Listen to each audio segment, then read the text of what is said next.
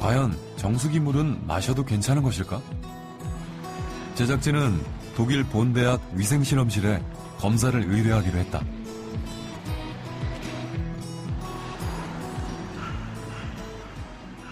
이 대학의 수질 분석실.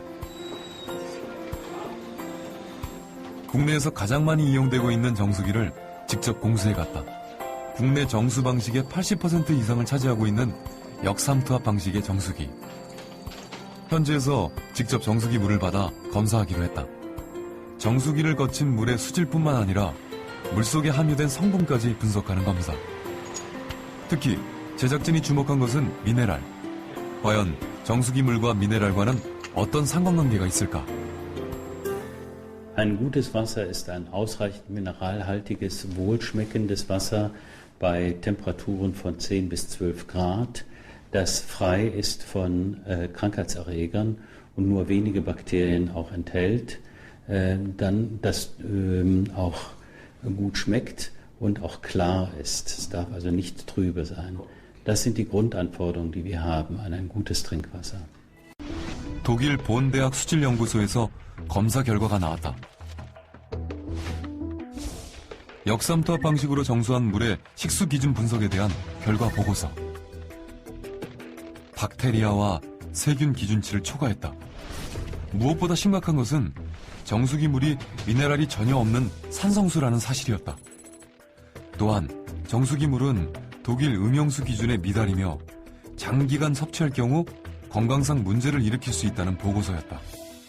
물은 인간 생명 유지의 필수 요건. 인체에 들어간 물이 각 기관에 영향을 끼치는 데 걸리는 시간은 최소 30초에서 최대 20분.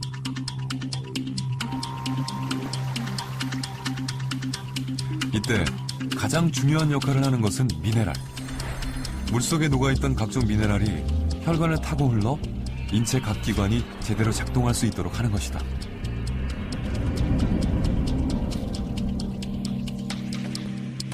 대사 과정에는 여러 가지로 촉매제들이 필요하거든요. 여러 가지 효소가 작동되기 위해서 필요한 여러 가지 그런 촉매제가 필요한데 촉매제에 상당히 많은 미네랄들이 관여하고 있습니다. 그렇다면 정수기 물과 미네랄은 어떤 관계가 있을까? 우리가 물을 마시면서 우리 건강에 어떤 영향을 받는지에 대해서 좀 더 알아보려고 합니다. 나는 정수기 물을 주로 마신다 하는 사람 손 들어보세요. 도시의 한 초등학교 6학년 교실. 31명 중 68%인 21명의 아이들이 정수기 물을 마시고 있었다. 이들은 가정에서뿐만 아니라 학교에서도 정수기 물을 먹고 있었다. 이들에게는 정수기 물로 조리된 음식이 제공되고 있었다.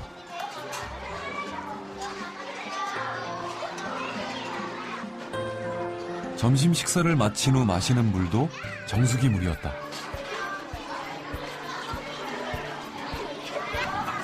정수기 물을 주로 마시는 도시학교 아이들.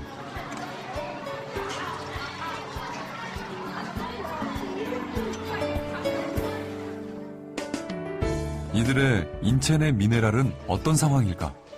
모발 검사를 실시했다. 모발에 함유된 미네랄 성분과 양을 통해 인체 내의 미네랄 상태를 알아보는 기법이다. 인체 내에 미네랄이 부족하면 체액 속의 미네랄이 빠져나와 머리카락에 축적되는 현상에 착안한 검사 기법이다. 정수기 물을 마시는 10명의 도시학교 어린이들을 대상으로 했다. 또 다른 학교. 정수기를 사용하지 않고 농촌 지역 초등학교를 찾았다. 그냥 먹거나 끓여서 먹는 친구들 손 들어보세요. 20명 중 90%인 18명이 수돗물을 마시고 있었다. 이들이 마시는 물은 산속 계곡물을 상수원으로 하는 수돗물. 학교 급식 조리에도 역시 수돗물을 이용하고 있었다. 수돗물을 이용해서 만든 음식을 먹고 역시 수돗물을 마시는 농촌 지역 어린이들. 이들의 인체 내 미네랄은 어떤 상태일까?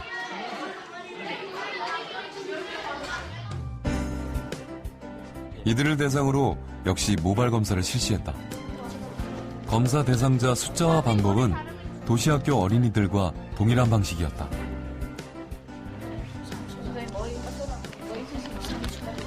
두 두 학교 학생의 모발 분석은 메디넥스에 의뢰했다.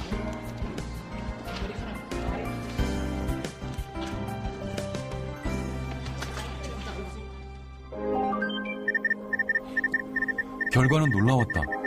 도시초등학생의 경우 10명 중 6명이 칼슘 부족 현상을 보였다. 반면 농촌 지역 학생들은 1명을 제외한 나머지 9명은 정상치였다. 마그네슘 부족 현상도 확인됐다. 도시 학생의 경우 7명, 농촌 학생은 5명이 마그네슘 부족 현상을 보였다. 왜 이런 결과가 나왔을까?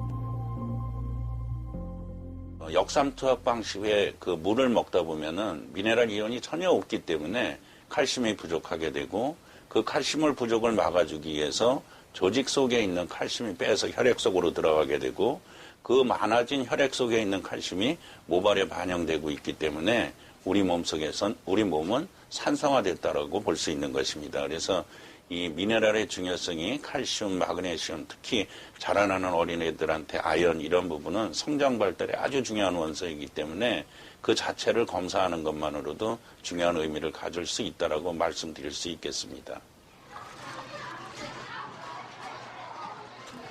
정수기 물을 주로 마시는 도시 학생들의 미네랄 부족 현상. 이들이 마시는 정수기 물 자체에 미네랄이 부족한 것으로 추정됐다.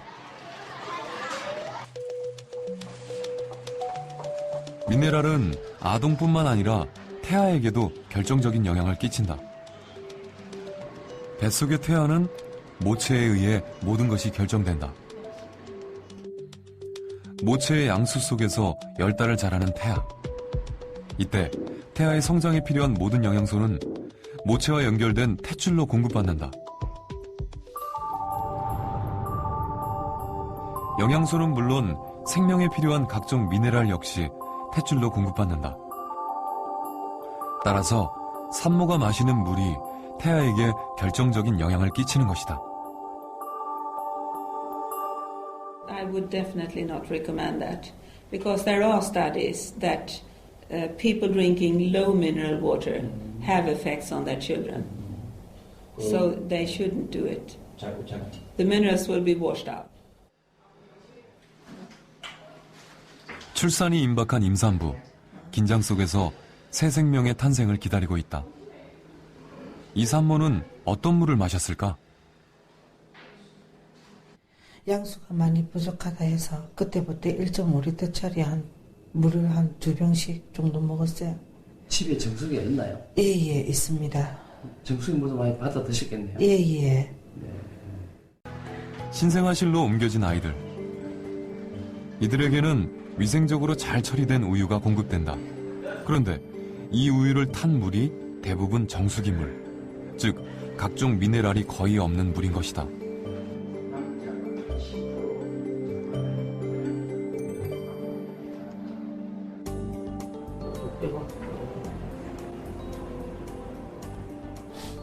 소아과 전문의인 김용원 박사.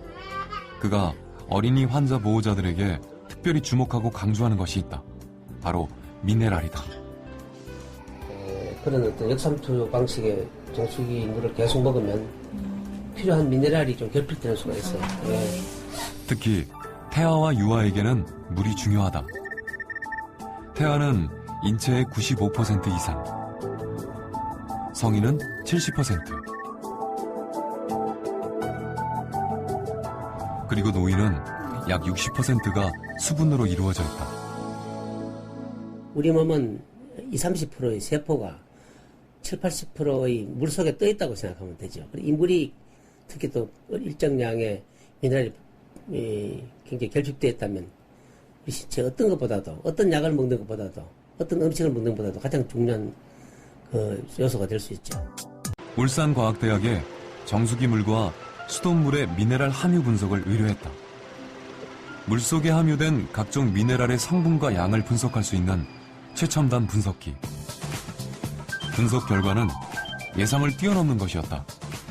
정수기를 통과한 물은 대부분의 미네랄이 제거됐다. 정수된 물은 증류수 상태였다. Water without minerals is like rainwater or distilled water. which we for generations have known that we shouldn't drink because it drains the body of minerals in case you don't get them from other sources.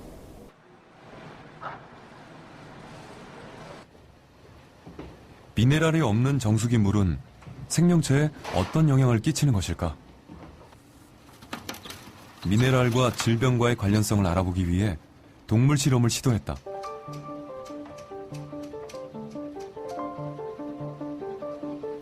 실험 대상 질병은 대표적인 현대 성인병인 당뇨.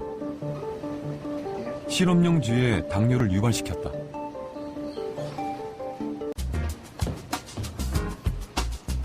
이렇게 당뇨가 발생한 생쥐를 세 집단으로 나눈 다음 각기 다른 물을 공급해보기로 했다.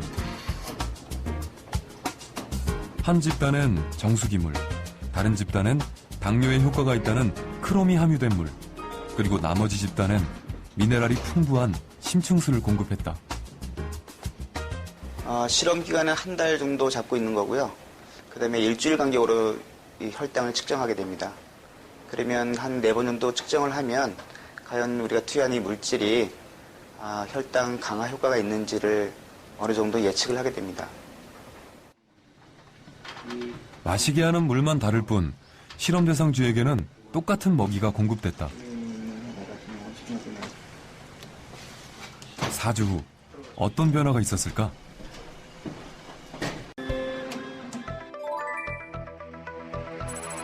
역삼투압 정수기 물을 먹은 쥐의 혈당치는 오히려 높아져 있었다. 반면 크롬이 함유된 물과 미네랄이 풍부한 물을 먹은 쥐의 혈당치는 떨어져 있었다. 차이의 원인은 미네랄이었다. 그 미네랄이 그런 췌장이라든가 그런 우리 세포 그리고 여러 가지 효소에 영향을 미치기 때문에 그 당 대사 그리고 그 인슐린의 그 저항성 이런 부분에 긍정적인 영향을 미치기 때문에 그 혈당 저하가 나타나게 됩니다. 미네랄이 부족한 물을 오랫동안 마실 경우 어떤 현상이 발생할까? 최근 이 병원엔 다양한 증상을 호소하는 환자가 늘고 있다. 까닭 모를 두통과 불면증 등으로 병원을 찾은 30대의 이묘정 씨. 가정의학과 유병행 교수는 원인도 뚜렷하지 않은 이런 증상에 대해 미네랄과의 연관성에 주목하고 있다. 이묘정 씨의 모발을 채취, 미네랄 검사를 실시했다. 검사 결과는 예상대로였다. 이묘정 씨에게 심각한 미네랄 부족 현상이 발견된 것이다. 두통이나 불면증의 원인도 미네랄 부족인 것으로 판단됐다. 마그네슘이 상대적으로 칼슘에 비해서 많이 상당히 떨어졌기 때문에 전신통, 근육통이라든지 두통이라든지 이런 통증들 관련된 증상들이 많이 나타날 수가 있고, 담백하고 정말 아까 얘기하는 골고루 색깔이 무지개 색깔이 있는 음식들을 천연적인 걸 섭취하는 게 제일 중요하고, 미네랄이 풍부한 맹물 먹는 게 훨씬 나을 수가 있죠. 물은 많이 먹어서 절대 해될 게 없습니다.